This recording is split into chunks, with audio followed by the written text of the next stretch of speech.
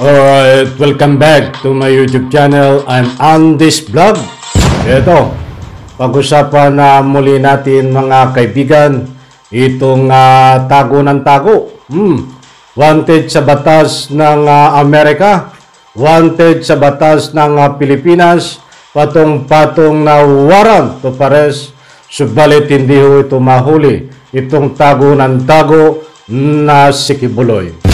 Mga kaibigan, hindi po maiwasan ng taong bayan ang katanungan na kung bakit hanggang ngayon ay hindi pa nahuhuli para ikulong sa tunay na kulungan itong si Kibuloy. Ito nga ba ay mahuhuli pa? O ito ba ay talaga nga hindi hinuhuli? Taong bayan ay nagtatanong, nagkakaroon po ng duda sapagkat hanggang ngayon po hindi pa nahuhuli itong si Kibuloy. Iyan pong lahat at marami pang iba ang ating tatalakayin. At kung bago pa lang po kayo sa aking maliit pa na YouTube channel, inaanyayan ko po kayo, please subscribe. Sabay-sabay po natin i-like ang video na ito kung nagustuhan niyo po. Okay, palakpakan muna tayo. Pampagana. Shoutout po sa lahat po ng ika nga po saan man sulok ng mundo. Kayo naroroon, ingat-ingat po tayo, mga mahal po nating OFW. Kaibigan na nandito sa ating ika nga po bansang Pilipinas, kumusta po kayo? Eto, wag na nating patagalin, napakaraming issue, mga kaibigan. Ang ika nga po handa nating talakayin, lalong-lalo na po dito sa ika nga po mga fake news na pinapakalat ho ng mga DDS vlogger na di umano ay palakas ng palakas ang panawagan para pababain sa pesto ang ating kasalukuyang gobyerno. Kaunting padaan lang po dito, ay wag po kayong maniwala diyan. Yan po ay mga fake news. Mga ika nga po hindi nila alam ang ginagawa, mga bangag.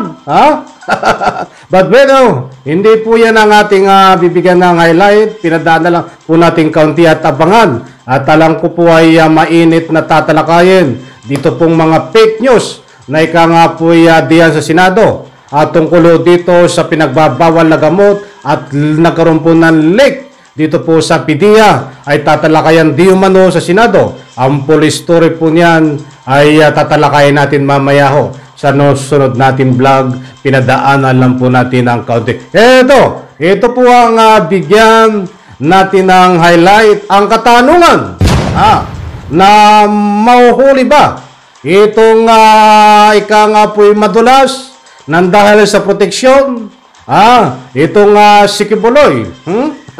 Ay approximately ho na ito ay mahigit isang buwan na ay wala pa rin pong nangyayari. Subalit ayon ho sa ika nga po mga impormasyon na lumalabas na galing din po sa PNP, na galing sa immigration, ay pinatunayan nila at kinumpirma na nasa bansa pa natin itong si Kibuloy nagtatago.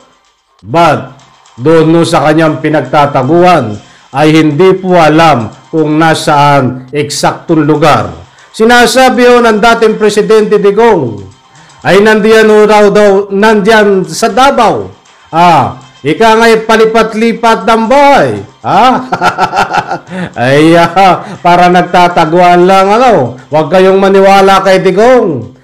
Wala yan ay ito nga sinasabi ni Digong na 10 salita ho ay may isa'y walang tumatama ho diyan.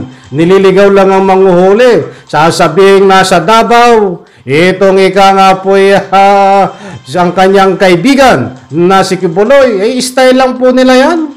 Kunwari nasa Davao, at malakas po ang tunog at usap-usapan na ito daw di umano ay nasa ibang lugar lang dito sa Pilipinas, but wala ho sa Davao, ayon po sa mga impormasyon at public opinion na nakakalap po natin.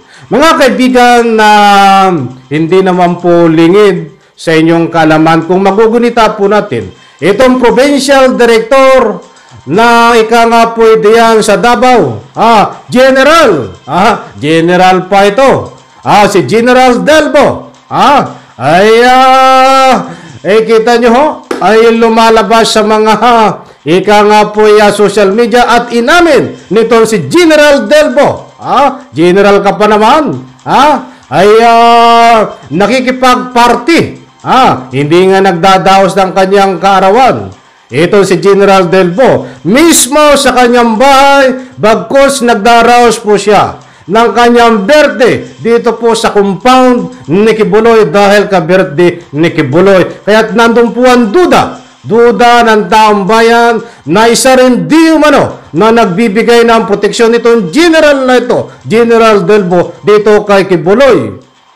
Kaya't datapuat hanggang ngayon po ay hindi nahuhuli. Ang tanong ngayon, nag-resign na po, nag-retired. Nag-retired na po itong si General Delbo at may kapalit po siya bilang Provincial Director. Doon po sa panunungkulan ni General Delbo ay hindi po nahuli itong si Kibuloy. Kaya tumaasa po ang taong bayan.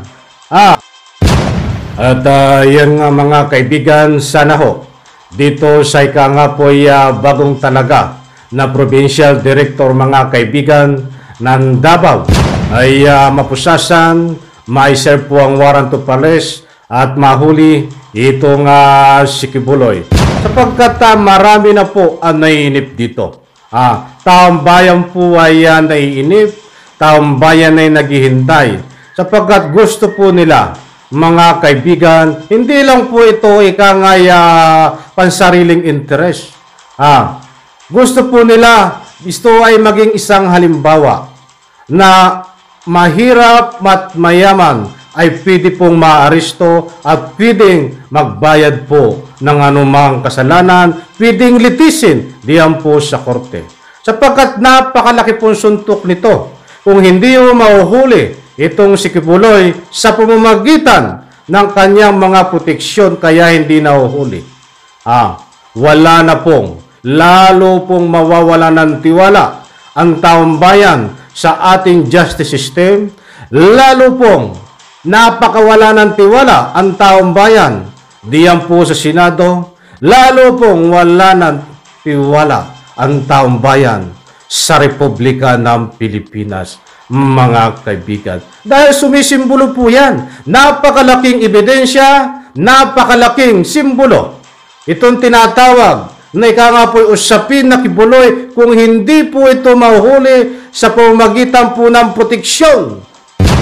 Napakaliwanag ho na ika nga po ang nakukulang lang po at napaparusahan sa ating bansang Pilipinas ay ang kapwa ko may hirap at hindi po mayaman.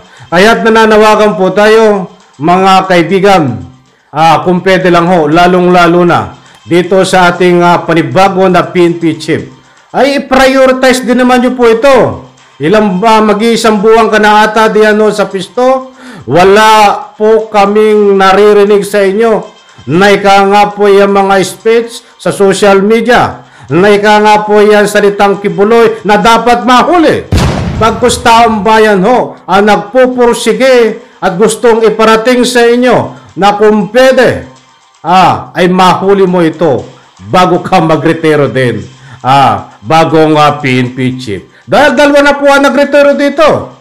Mga kaibigan, ang Police Director, Provincial Director ho ng Davao, nagretiro. Hindi po nahuli si Kibuloy. Nagretiro itong si akorda ng PNP chief natin na Republika ng Pilipinas, hindi rin po nahuli mga kaibigan. Kaya sana ho magising tayo mga kaibigan na ika nga po isang araw, isang umaga na ito pong si Kibuloy ay pinusasan, nakaharap sa social media upang ika nga po dalhin diyan sa tunay na kulungan at nang sa ganun po ay pagbayaran niya, pagdusahan itong ika nga po inaakusa sa kanya with supporting na matitibay po na mga ebidensya mga kaibigan.